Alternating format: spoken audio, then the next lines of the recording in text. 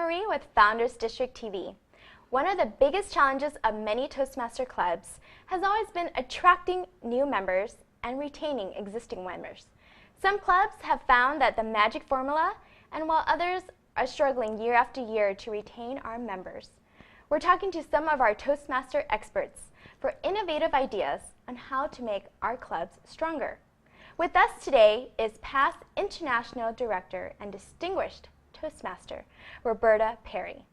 Roberta believes in the power of Toastmasters and what it can do for the individual. She has been motivated to build over 50 clubs from Seattle to Los Angeles and from Florida to Australia. She is a frequent keynote speaker at our district conferences. Roberta, you recently gave a presentation at our Founders District Officers Club with a speech titled, How to Attract and Keep Younger Members. Tell us, what was that all about? Well, I won. Hi, Debbie. Happy New Year. Happy New Year. I had such a good time at that club, and I particularly focused in on the finding new members of the younger generation. And I focused in on Generation Y, 70 million strong, and it's the biggest generation into the workforce. And it's the place where we as Toastmaster clubs can go find new Toastmasters. So the question becomes, how do you find them? Right. Well, one of the things that I know as my companies, I'm head of business development for 3 companies now, and I know that my customers know more about us from the internet, from social media, before they ever call us or walk into any of our establishments. Toastmasters is the same way. And we know that from the research we've done at Toastmasters International, is that a customer or a guest today will know more about Toastmasters before they ever walk into one of our clubs. So what happens is, one, in order to attract new members, you need to go where those members live and work and find out information, which is predominantly, as you know, Debbie, because you're of that generation, the internet. Right. We go to the internet, we do our research, we do the social media. If somebody's on Facebook, that's where we find out, or LinkedIn, or Meetup, or any of the other venues that are available on the internet for us at the moment. So that was what primarily is what we talked about in that meeting. Right, and the internet is so amazing how it's totally transformed our lives and the information that is available. I mean, you can learn about anything you want, from a cut to Toastmasters to buying a car to buying a house. It's just truly amazing. It is. So with social media and technology, where do you see that coming in to help with Toastmasters and attracting the next generation? Are we doing anything at this moment to launch any of those type of initiatives to attract the new generation of members? Wherever I travel, I always go to the internet first to find out what the clubs are doing out there where I'm visiting, and I am surprised. Those clubs that are really successful and are bringing in a lot of new members are very active in social media. You can find their clubs on Facebook, you can find them on LinkedIn, you can find the information in Meetup on a lot of the districts and a lot of the clubs. There's tweeting going on from very club meetings that I attend. Very, very active. Now, Toastmasters International is active as well. If you go up to the website, we do have the Facebook and the LinkedIn and several of those sites. But the most effective social media networking in order to drive traffic is at the club level. And those clubs that take advantage and go to where our audiences are drive members into their clubs. Yeah. I definitely see a lot of new generation of members coming into Toastmasters, even at my local club. Yes. So it's a great opportunity for our members to learn about what Toastmasters can do, and we're so tech savvy. That's amazing. Definitely from your experience being an international director, you get to travel all over the world and get to see different types of Toastmaster clubs, and what works for one club may not work for another.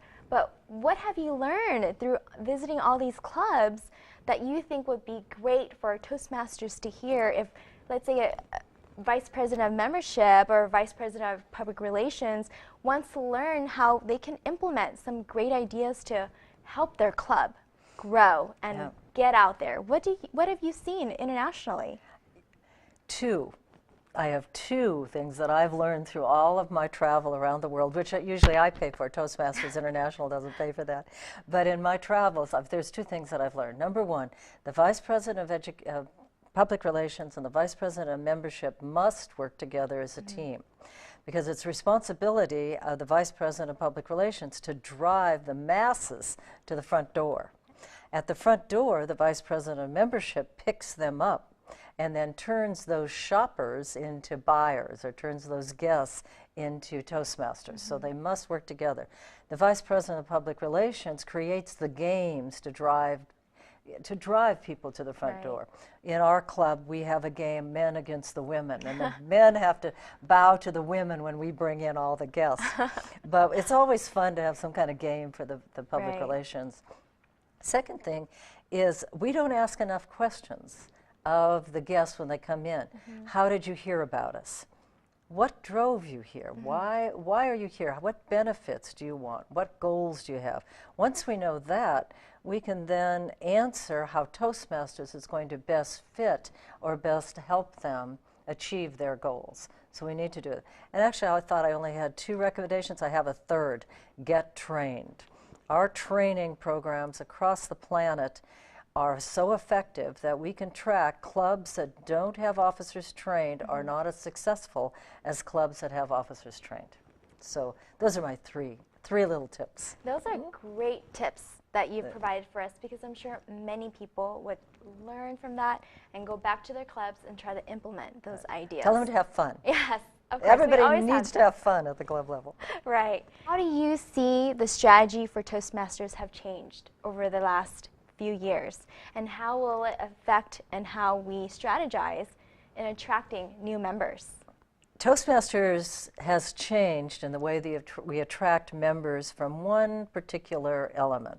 In the beginning, back when I joined, in order to get new members, you went out and you did face-to-face. If I knew you from work, I thought you'd make a great Toastmaster, I would invite you to a club meeting. These days, it's the same thing. It's still one-on-one. We go out, we invite our friends, we invite our colleagues to the meetings. The difference is, back then, they didn't do any research on Toastmasters, so the research was done when they got to the Toastmaster meeting. Very easy. You could convince them right there. But now, generationally, I should say, you know more about the club before you get there. So your idea of what a Toastmaster club is based on what you've seen on the websites and what you've read on the social media, which makes it a little bit harder once they come to the club.